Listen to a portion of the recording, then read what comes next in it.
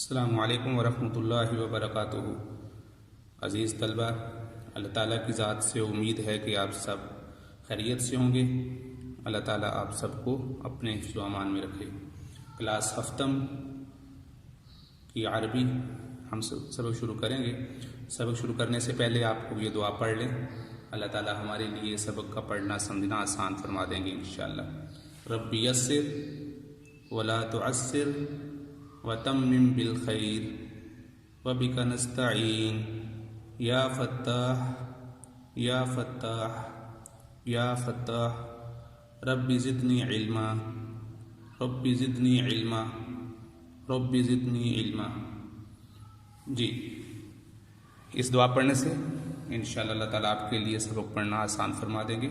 اللہم صلی علی محمد وعلی آل محمد وبارک وسلم۔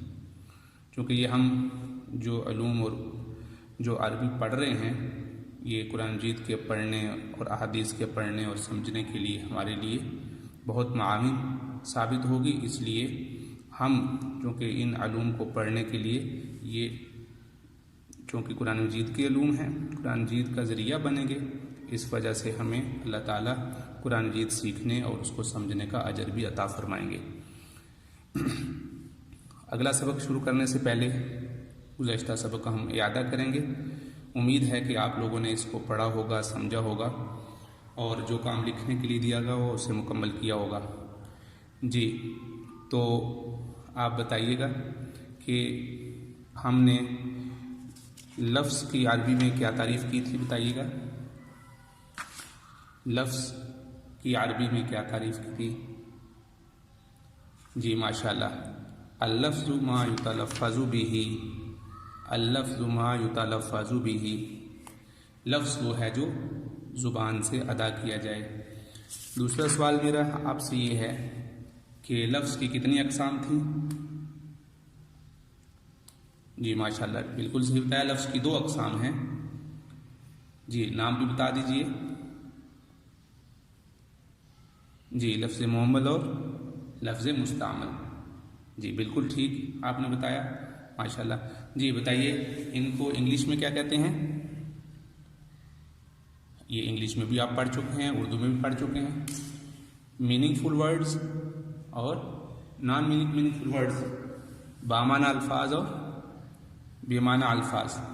تو آپ نے جو مثالیں ہم نے کتاب میں کل پڑھی ہیں، اس کے علاوہ بھی کوئی مثال آپ کے ذہن میں کبھی آئی، سوچی؟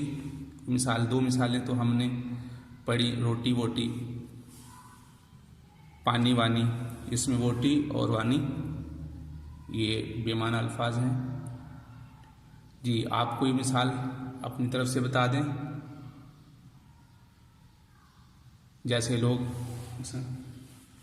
میرے پاس کوئی پینسل وینسل نہیں ہے، یہ کہہ دیتے میرے پاس کوئی ایک طالب علم آپ سے پینسل مانگتا ہے، آپ کہتے ہیں میرے پاس کوئی پینسل وینسل نہیں ہے۔ تو یہ جو قلم یا پینسل کا جو لفظ ہے یہ تو بامعنی لفظ ہے، لیکن پینسل یا اس طرح کا کوئی لفظ، کتاب وتاب، تو یہ لفظ جو ہیں یہ بے معنی الفاظ ہیں۔ جی، تیسرا سوال یہ ہے میرا آپ سے کہ آپ بتائیے کہ لفظ مستعمل کو اور کیا نام دیا جاتا ہے؟ جی بتائیے، لفظ مستعمل کو اور کیا نام دیا جاتا ہے؟ جی ماشاءاللہ، لفظ مستعمل کو کلمہ بھی کہتے ہیں، لفظ مستعمل کو کلمہ بھی کہتے ہیں، تو یہ اس کا دوسرا نام ہو گیا۔ تو ہم نے جو کل ہم نے سبق پڑھا تھا، اس میں لفظ کی تعریف سیکھی تھی عربی زبان میں، اللفظ ما یتلفظ به، لفظ وہ ہے جو زبان سے ادا کیا جائے، اور لفظ کی 2 اقسام پڑھی تھی، بامعنی لفظ اور بے معنی لفظ۔ پھر ان کی کچھ امثلہ پڑھی تھی، جیسے زید، قلم، کتاب۔ اب اس کے علاوہ کوئی 4 یا 5 مثالیں آپ ذکر کر دیں۔ مثلا جو بھی چیزوں کے نام ہیں، مثلا باب، دروازہ، نافذۃ، کھڑکی، یہ عربی میں جتنے بھی، اسی طرح اردو میں کھڑکی، کتاب، ڈیسک، पंखा, ये सारी चीज़ों के नाम ये मुस्तामल हैं, इस्तेमाल होते हैं। ये सारे अल्फाज मुस्तामल हैं और इनको कलिमा भी कहते हैं। और इसी तरह इसकी मिसालें अमसिला, जैसे अभी हमने मिसालें देखी हैं लफ्ज़ मोमल की, लफ्ज़ दैज़, ये असल में इनको उलट करके बनाया गया है, क्योंकि जैसे उर्दू ज़ुबान में पानी वानी है, तो इसी तरह अरबी में भी होंगे मुख्तलिफ अल्फाज।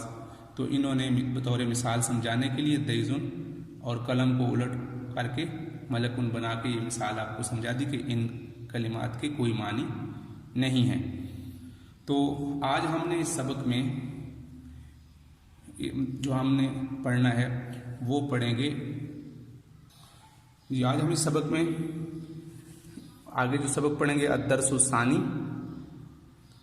अल कलिमतु वल कलामु अल मुफरदु वल मुरक्कबु, ये पढ़ेंगे अद्दर्सुस्सानी कलिमा, कलाम और मुफरद और मुरक्कब के बारे में।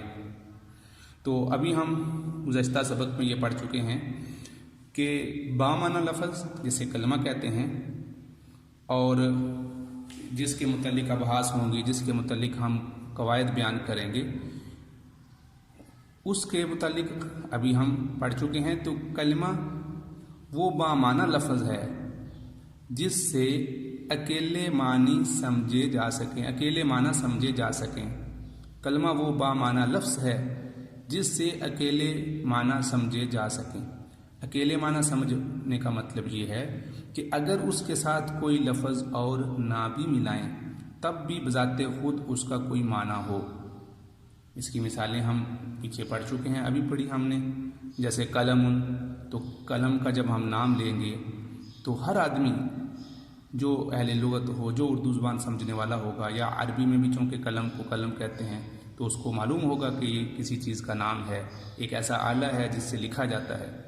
इसी तरह किताबुन एक ऐसी चीज़ है जिसको पढ़ा जाता है, तो ये हर एक आदमी को मालूम है। कुर्सीयुन, कुर्सी, अरबी में भी कुर्सी और उर्दू में भी इसी को कुर्सी कहते हैं, इस चीज़ का एक ही नाम है। तो ये सुनने वाला समझ जाएगा। यानी अगर इसके साथ कोई और लफ्ज़ ना भी मिले तो तब भी इसका अपना माना ही, एक अपना ज़ाती माना होता है, और इसका अपना ज़ाती माना देने और समझने में किसी और की एहतियाज और ज़रूरत नहीं होती।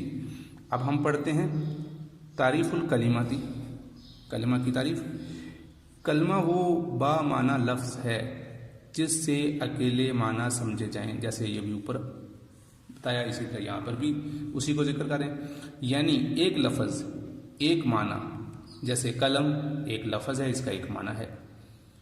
किताबुन एक लफ्ज़ है, इसका एक माना है। माना का मतलब ये है कि हकीकत में एक चीज़ का नाम भी मौजूद है। कुर्सीयुन, कुर्सी। इस तारीफ से मालूम हुआ कि कलमा उस लफ्ज़ को कहा जाएगा जो लफ्ज़ भी एक हो और उसके माना भी एक ही हों। जैसा कि ऊपर की मिसालों से वाज़ेह है, इसको मुफरद कहते हैं, इसको मुफरद कहते हैं। एक लफ्ज़ एक माना। मुफरद का माना होता है अकेला, यानी उसके साथ कोई मिला हुआ ना हो, कोई दूसरा लफ्ज़ ना मिला हुआ हो। अगर उस लफ्ज़ एक लफ्ज़ से अगर लफ्ज़ एक से ज़ायद हों तो उसके माना भी एक से ज़ायद होंगे, तो उसको मुरक्कब कहते हैं। यानी दो लफ्ज़ मिले हुए हों, लफ्ज़ भी दो हैं, उसके माना भी ज़ाहिर बात है दो होंगे, तो उसको मुरक्कब कहते हैं। तो आज जो हमने पढ़ा कि कलिमा वो बामाना लफ्ज़ है। कल हमने पढ़ा था कि लफ्ज़ की कितनी अक़साम है, मुअम्मल और मुस्तामल। फिर मुस्तामल को हमने कहा था इसका दूसरा नाम क्या है, इसका दूसरा नाम कलिमा है। फिर आज हम कलमा के मुतालिक बहस करेंगे। कल हमने ये बात पढ़ी थी कि हम मुस्तकिल तौर पे जिसके मुतालिक बात करते हैं, जिसके मुतालिक कवायद बयान किए जाते हैं, वो कलिमा है। तो ये कलमा वो बामाना लफ्ज़ है जिसके मानी समझ आते हैं। ये अकेला होगा, एक लफ्ज़ है, एक माना है, तो ये मुफरद।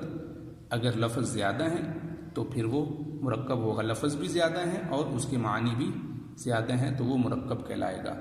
तो आज के सबक में हमने जो नई चीज़ पढ़ी है वो ये पढ़ा है कि जो कलमा की तारीफ़ बामाना लफ्ज़ जिसके अकेले माना समझ में आ जाए, جس کے معنی سمجھنے کے لیے کسی اور چیز کی ضرورت نہ ہو، اور دوسرا یہ کہ وہ اگر ایک لفظ ایک معنی تو اس کو مفرد کہیں گے، اور اگر لفظ ایک سے زائد ہیں، معنی بھی زائد ہیں، تو وہ اسے مرکب کہیں گے۔ اس کی مزید تفصیل ہم کل کے سبق میں پڑھیں گے، لیکن آئندہ سبق پڑھنے سے پہلے آپ یہ دونوں باتیں آپ یاد کر لیں۔ اس کے لیے کتاب کے اوپر لکھنے کے لیے ہوم ورک یہاں موجود نہیں ہے، لیکن آپ اپنے طور پہ یاد کرنے کی غرض سے کسی بھی ایک شیٹ پر، کسی ایک کاپی پر آپ مفرد اور مرکب کی تعریف بھی لکھ لیجئے، اور لفظ کی جو قسمیں ہم نے کل پڑھی تھیں، مستعمل اور معمول، اس کی تعریف بھی لکھ لیں، یاد رہے گی۔ اور یاد کرنے کے لکھنے سے ایک چیز اچھی طرح یاد ہو جاتی ہے، تو آپ اس کو اپنے پاس لکھ لیں۔ کتاب پر جو لکھنے کا کام ہے انشاءاللہ وہ آگے شروع ہوگا، تو آپ اس کو یاد کریں۔ اور اس طرح کی مزید کئی مثالیں آپ اپنی طرف سے، جیسے ہم نے یہاں ذکر کیا قلم و کتاب کرسی، تو اس طرح کی آپ مزید مثالیں بھی ذکر کریں۔ تو انشاءاللہ مجھے امید ہے کہ آپ کو یہ سب سمجھ آ گیا ہوگا، اور اس کے مطابق آپ انشاءاللہ اس کو یاد بھی کریں اور لکھیں بھی۔ السلام علیکم ورحمۃ اللہ وبرکاتہ۔